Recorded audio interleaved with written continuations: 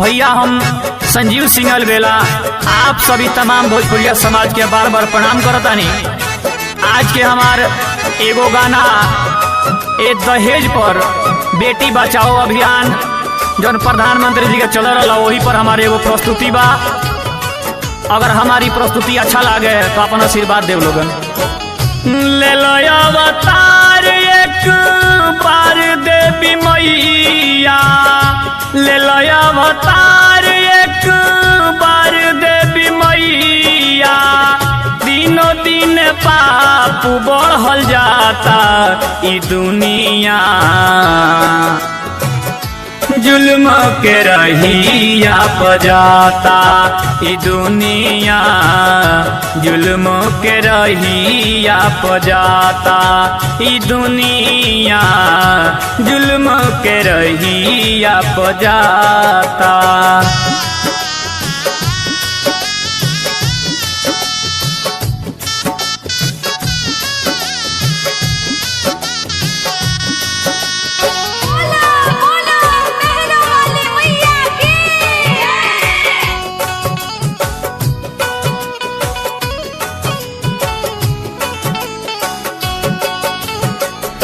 बेटिए के हाथे बेटी जत बाड़ी मारल, दहेज के कारण जाली जारल।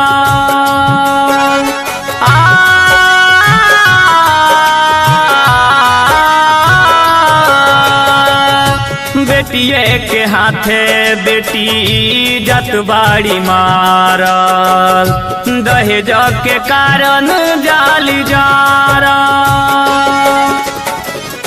माइये गो माई के तू बुझल चारी, माइये गो माई के तू बुझल चारी।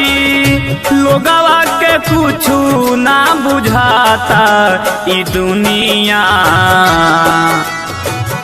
जुल्म के रहिया बजाता ई दुनिया, जुल्म के रहिया बजाता ई दुनिया, जुल्म के रहिया बजाता।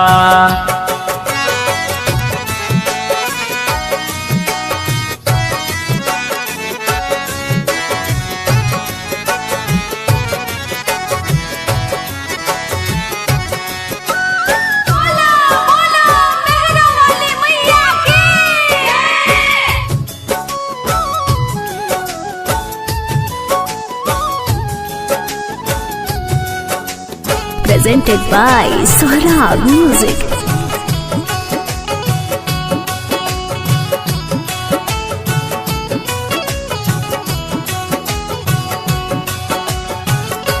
बेटिए नु रहली एगो झांसी के रानी, बनल इतिहास में कहानी।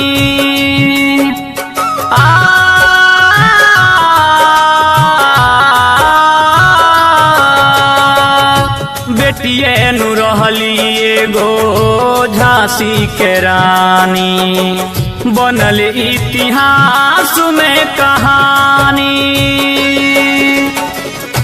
देशवा के शान खातिर जनवा गवावली, देशवा के शान खातिर जनवा गवावली। तब नहीं केहू के बुझाता ई दुनिया,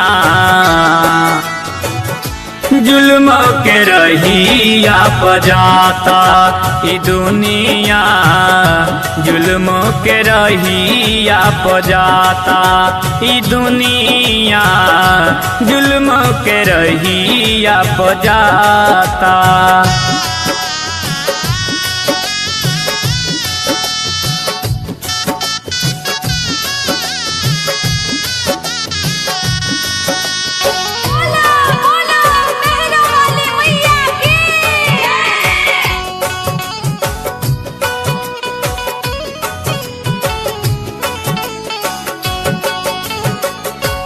बेटी रहली राधा सीता बेटी पार्वती बेटिए नु रहली सरस्वती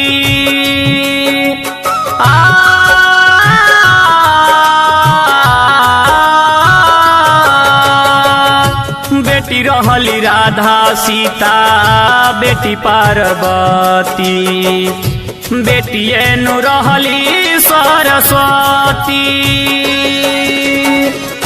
संदीप गोलू संजीव अर्जी करेले संदीप गोलू संजीव अर्जी करेले काहे नहीं तोहारा सुनाता ई दुनिया